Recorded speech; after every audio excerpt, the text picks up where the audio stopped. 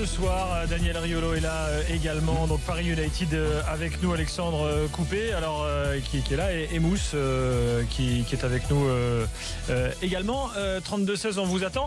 Daniel, tu voulais développer, parce que c'est vrai que c'est une tendance donc nouvelle. Alors le paysage bouge, le paysage médiatique bouge, les réseaux sociaux, etc. Donc tout le monde s'adapte. Paris United est désormais là, fait partie du paysage, et ça t'a inspiré un avis. J'ai oublié de dire juste un truc. Tu permets, Daniel, ça prendra 5 secondes. Quand vous parliez, vous disiez, est-ce que ça peut exister à Rennes, etc. Ça existe à Monaco.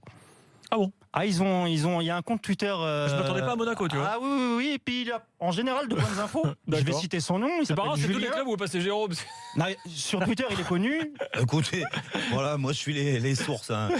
Voilà, les sources Monaco, ils ont quelqu'un qui tweet régulièrement avec des bonnes infos. Sur le mercato, avec des bonnes infos, effectivement, de très bonnes infos. Très bien. C'est Julien Monseigneur, il me semble. Comme ça. Julien Monseigneur. Il n'est pas de la famille du prince. Ah, peut-être. Un petit jingle Riolo.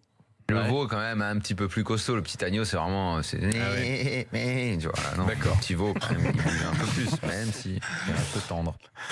Mais il fait une biquette. Nous t'écoutons, cher ami. Les médias traditionnels l'ont bien cherché finalement. C'est mon avis.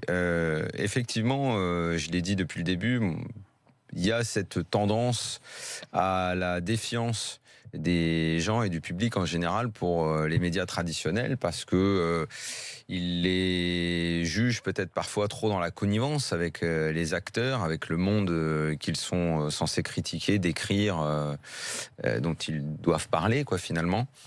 Et ils l'ont bien cherché, ce qui est arrivé et ce qui arrive en ce moment, à savoir que des médias parallèles comme le vôtre, alternatif, vu le jour, je répète, vraiment, vous m'avez beaucoup fait penser à Wikileaks à l'époque.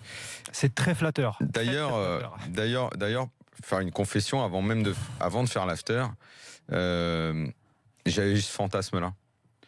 Je voulais je me voyais faire un truc sur le foot. Il y avait tellement de choses qu'on savait, et que de toute façon on pouvait pas dire, on nous autorisait pas à dire. Après, c'est vrai que l'after nous a quand même donné une liberté énormissime, et on remercie tous les jours d'ailleurs ceux qui nous l'ont donné, cette grande liberté.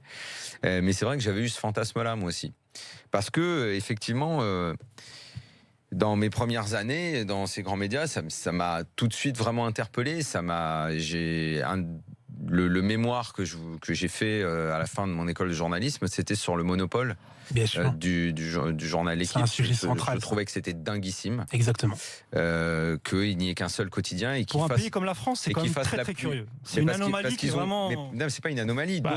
Ça mériterait 2 heures d'émission. Hein, mais d'autres ont essayé de je pense ils les ont tués. Non, mais ils les ont tués. Et ils ont développé des méthodes absolument dingues pour les tuer. Ils ont flingué tous les concurrents qui ont essayé de naître. Jamais remis en cause, Daniel. Non, mais ça ne peut pas, ils tiennent. Il n'y a pas que ça, il y a aussi un problème culturel général d'appétence au sport par ailleurs. Ils ont essayé par 2 fois de monter des concurrents.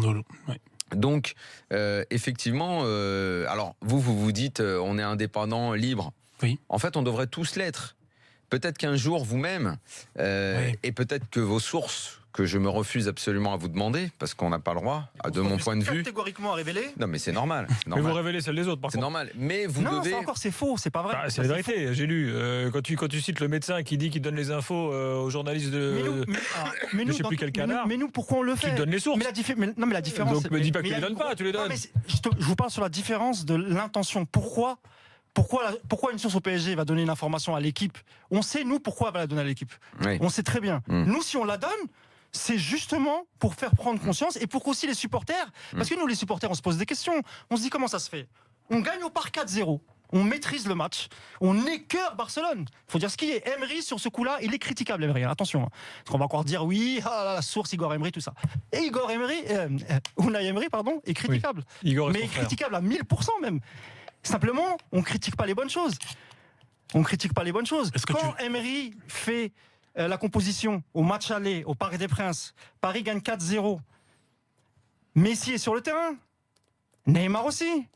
C'est quand même les Galactiques, les mecs qui sont en face. Enfin, moi, je me souviens qu'à l'époque, on a tous souligné la performance exceptionnelle du PSG. Non, mais ce que tu veux dire, c'est qu'une critique constructive n'est pas une critique pour nuire. Je reprends en disant que... Conclu, Daniel, il reste 33 secondes. vous aussi, peut-être qu'en les protégeant, maintenant que vous allez faire partie de ce monde-là, en fait, le plus dur va commencer pour vous. C'est juste. Parce que vous allez être confronté à justement la gestion de cette indépendance et de cette liberté. Vous allez être confronté à certaines de nos difficultés. Exactement. C'est vrai. Un dernier mot. Mais je terminerai quand même avec ce que j'ai dit au début. Certains médias tradis l'ont quand même très très bien cherché parce que la connivence, la protection, le réglage de compte à un mec qui veut pas donner une interview, ça a causé beaucoup de dégâts. Et on en parle beaucoup dans le livre. Et c'est la cause de certaines critiques qu'on lit sur des mecs qui se font massacrer ou non, sur le corporatisme que je dénonce tout le temps, sur Daniel, les amitiés qui sont protégées sur certains joueurs, sur les notes, sur les entraîneurs.